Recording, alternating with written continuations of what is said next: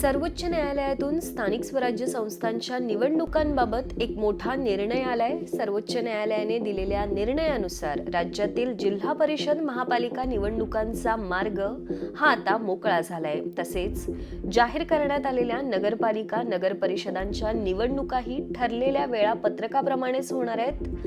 आत्ताच्या घडीची ही सर्वात मोठी बातमी सर्वोच्च न्यायालयातून आली आहे. स्थानिक स्वराज्य संस्थांच्या निवडणुकांमध्ये आरक्षण मर्यादा ओलांडल्याचा मुद्दा सर्वोच्च न्यायालयामध्ये याचिकेद्वारे मांडण्यात आलेला. याबाबत आज सर्वोच्च न्यायालयाने मोठा निकाल दिला असून स्थानिक स्वराज्य संस्थांच्या निवडणुकांचा मार्ग हा मोकळा झालाय.